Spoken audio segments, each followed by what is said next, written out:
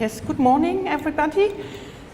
Thank you very much for having me at this great conference on ataxias. And I'm talking to you today and for the EFACTS, on behalf of the EFACTS consortium, especially of Audrey Tanguy, who did the work with Sophie Tesnas-Dumoncel in our group. You heard about her work yesterday because she analyzed the Euroscar and the RISCA data together with Thomas Glockgater. And you can see on this slide that there are a lot of people you know which are part of the EFACTS consortium. Why would we like to have a quantitative score of cerebral dysfunction? Yes, because it's rater independent, and we would like to see if this is useful to use this in clinical trials. The CCFS, the Composite Cerebellar Functional Score, was born in a little before 2008 when we published the first paper, and you can see in this slide that it evolved quite a bit from a wooden box, which was decorated by my girls at the time, because they were younger, now they're older to do that, and with a clickboard with Silvio Manto from Brussels to have 2 cellular counters and to do clicks in between, but I'll show you how this works. And it evolved to a more sophisticated automated box, so you could do it quicker because we know that it's age dependent, so we needed to adjust it for age. And finally, we have open source box now that everybody can construct on its own, and I'm very happy to announce this and to show you how it works. But why would we have this quantitative tool? Because there are the 9-hole pegboard and other tests are out there, and what we did in 2008 is to take each test with each hand and to decide which is the most sensitive for change. And what we found at the time is that it's the combination of 2 performance, doing the 9-hole pegboard with your dominant hand and the click with the dominant hand, and the combination of 2 adjusted on age gives you a score. And this score is related to the disease duration and to the ability of the dysfunction of the functional disability, which was assessed by the UHDRS score at the time. And this score evolves over time in dominant cerebral ataxias, and we were able to show this. I just show you how this works and how fast it is, so I give you a real-time how someone do it. It's one of my research assistants who will do it for you. But when you go on the site of the ICM, together with our living lab, you have the tutorial to construct this. So there's some electronics inside, but it's very small there. But when you click on this last table there, that gives you the links to where you can order the stuff and build it together. So it's quite easy to do. And there's an email from Pierre Tessier who can help you if you don't manage to assemble this thing. But it looks like this, and you saw that she did the pegboard already, and now she will do the click, and then you have the thing, and it takes 5 minutes usually, and then you have your score. The question is how these scores behave over time, because when we used only the 9-hole pegboard, we were not able to pick up the changes we wanted to have in cerebral ataxias in time, which is key when we want to do clinical trials. So we first showed in the dominant ataxias that if you do a CCFS or sera, you pick up the change over time, and you see here that the time interval we used were quite large, 2 years, 3 years. And if you do the sera, you have 1.5 points a year if you take all the cerebral ataxias, and if you break them up into subgroups, they don't evolve exactly the same, neither for the CCFS nor for the sera, but they're evolving like a clinical scale. Not better, but like a clinical scale. So if you look at effect sizes, like for all clinical scales, these effect sizes are quite low, between 0.2 and 0.5 if you take sera or CCFS. And if you look, in this case, in the dominant ataxias, if you look for the sera or for the CCFS, they're about in the same range, but really low.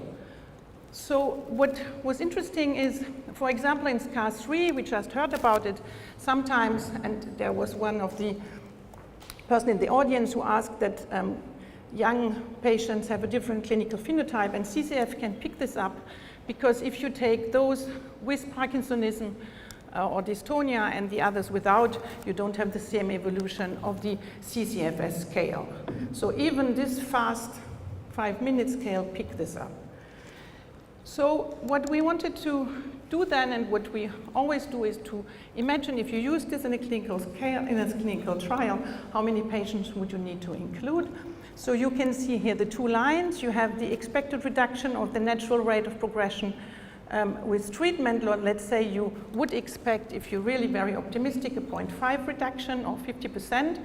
You have on the bold line the sera scores, and the dotted lines are the CCFS. So you can note that's the other way around, sera and CCFS, sorry.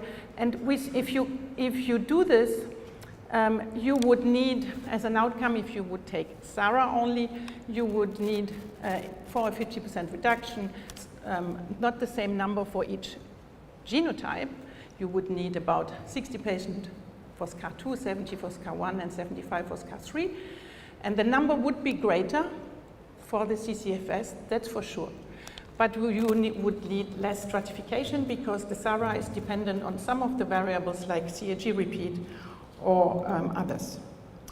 So they behave quite similar. So we wanted to see how this works in Friedreich ataxia. What do we know for Friedreich ataxia and the evolution over time? You heard yesterday from the IFAX consortium presentation by Jörg Schulz that you have the evolution of sera over time in all patients in the late onset and the typical ones. And if you look at effect sizes, as he told you yesterday, that the best thing would be if you have a reduction of 50% again, that you do a 2-year trial, but you need to include quite a lot of patients, which will not be feasible if you think about several treatment options that will be out there for Friedreich ataxia. So we need something else. So what we wanted to see is if in the IFAX consortium, if we compare the CCF scores with the scars, do they behave differently?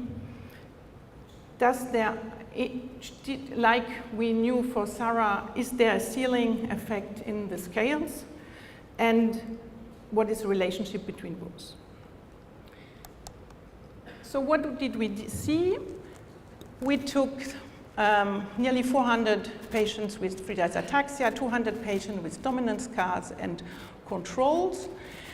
Their controls were younger, as were the Friedreich ataxia patients compared to the scars, so there's a clear difference. The age at onset was not the same, but this is expected. And the disease duration was not the same, so we corrected for disease duration afterwards, but you can see that the CCFS is higher, which is expected. But if you adjust for disease duration, you to create an index for this, you can see that if you adjust the dysfunction you could expect for Friedreich ataxia is much slower than for scars, meaning that you would, if you use clinical scales, you would need to probably include more patients in these trials than for dominant ataxias. Then how they behave. Yes, you don't have ceilings effect for the CCFS, which is interesting. You have ceilings effects for the sera in the Friedreich ataxia patients, meaning that only for the middle scores between 10 and 24 of the sera scale, CCFS and sera behave the same. Meaning that in very advanced patients, probably the examination sera, it's an examinator-based examination. It's not quantitative, it's not independent. Probably it changes at the end, and in the very early stages of the disease, the SARA scale do not behave the same way. So probably the two scales assess the dysfunction a little bit differently. CCFS better in the very early stages because the interpretation of the clinician is less prominent perhaps, and they may be very complementary.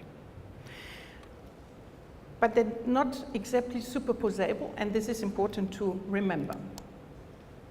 So as a first conclusion is that we can measure cerebral dysfunction in Friedreich ataxia with the scale. It seemed to be slower, but we need to confirm this with really longitudinal data. There we only used an index dividing by disease duration. We confirmed that there's a direct effect, and I didn't show you the data there, of the age at onset and the disease duration for both scales, but they influenced the variance only in a very moderate proportion. So it's the disease duration which is the most important. And as I said to you, now we have the open access for the CCFS board, as I showed you.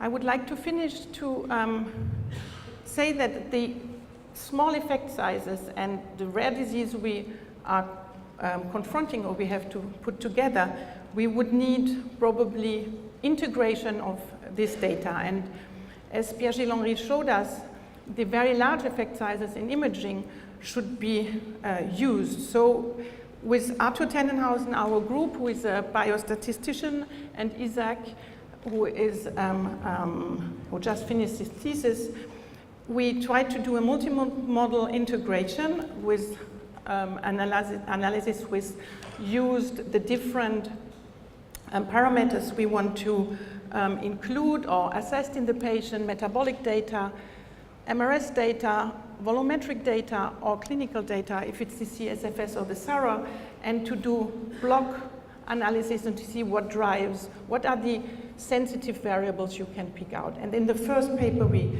they published this year, it showed that probably it's the volumetry of the pons who drives the other factors very well. So I think there is some integration we should do to be able to pick out the variables we should look at when we do a clinical trial.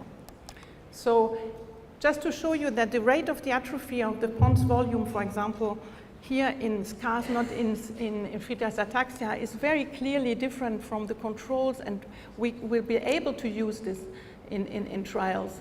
And yesterday we heard from Thomas, he said that it's more difficult to put people in the scanner for volume. It's not 1 hour, you can do it very fast, and the reproducibility from one scanner to the other is quite good. So if you look at other parameters, I don't give you all the details about, but if you just look at the effect sizes here from very small, like the clinical scales, 0.2, which is what is CCFS about or what is SARA about. And if you look at diffusion imaging, for example, with very large, huge effect sizes, you understand that we need to integrate this data, I think, in the different studies we want to do, because only with the clinical scales we will not go very far. And we need something which is fast. And this is my conclusion. I think that the effect sizes of the imaging parameters are really so much higher than what we will ever achieve with the clinical assessment. And that's why we need the combination of the imaging with the clinical, with the fast clinical rate-independent measure, with wet biomarkers, which are really warranted. And we could imagine neurofilament, for example, to pick out the very severe evolving cases, and combine this with the imaging data. And for example, for Friedreich ataxia, we need some cardiac outcomes also to be included. And this integration is perhaps the most efficient. We will have to run the trials in an efficient way with a small number of patients. So I would like to thank the IFAX consortium, where a lot of people are here, and I cited them in the beginning of my talk. The Center of Reference for Rare Diseases in our group, and the group of Alexis Price, where we do the imaging stuff at the ICM in Paris. So thank you very much for your attention.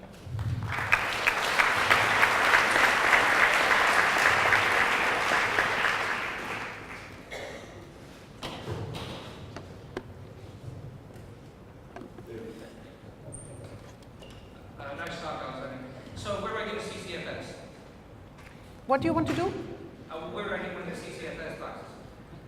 You'd have to construct them on your own. You want to see the Do I need a tutorial? power tool? Can you do it Yeah. in front of us? No, you can. It's very cheap because you can buy the stuff on the internet. I give you the Amazon address. That's all on the little But I table. have Amazon Prime to get one. You can do whatever you want, and you can go away with it. So just send me the links, and we'll The links. We sent it yesterday out to all the SPATAX members. I sent it out to you personally. Click on it. Go ahead, and have fun because it's really fun. Easy. You should see what I did.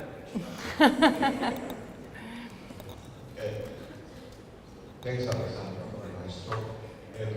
Do you think that what you are measuring might be the aftermath of the sensory ganglionopathy rather than necessarily cerebellar function? And if there is a treatment that might be effective, that may be more effective in, say, cerebellar functioning rather than necessarily ganglionopathy, which the recovery of the sensory damage might not be all that good. Would that be a problem? I think the dysmetria and the speed, actually, because this is what we're assessing, is a combination of what we have from the cerebellum and the ganglion roots. So I think it's not only this, because in the other diseases, in the other ataxia, we see exactly the same evolution over time, and we assess the cerebellar attacks. If we would have a treatment which was only target dysarthria, for example, would CCFS reflect this?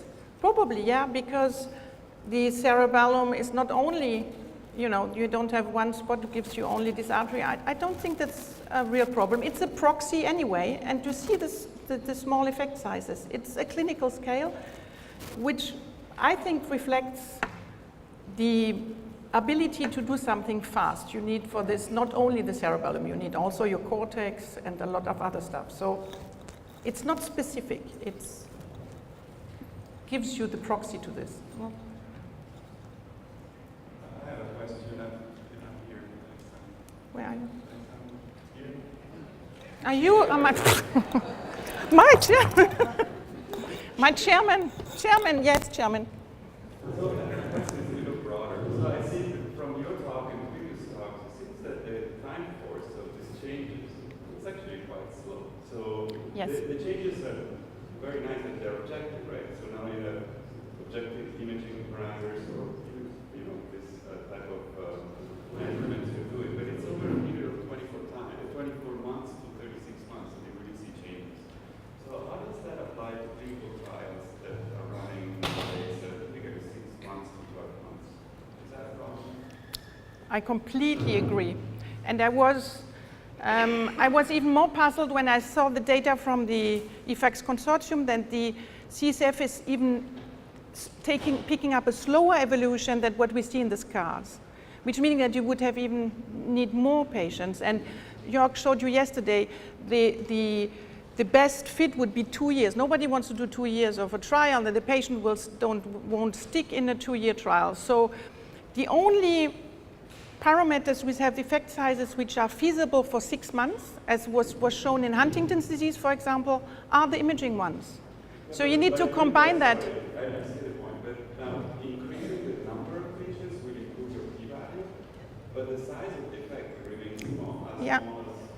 Yeah, but at the end you want to decide if it worked or not, you see? That's the point is there. It's a slow evolving disease. Probably we need to identify those where the evolution is a bit faster. So we know that we will see something faster. So as I said, for neurofilament or frataxin levels or other levels, we could wet markers and then combine those. But to pick up only the fast ones, if you have a treatment that work only on the fast evolution and not of those which are the evolution is slower, is this what you want? It's difficult to decide how to do it exactly.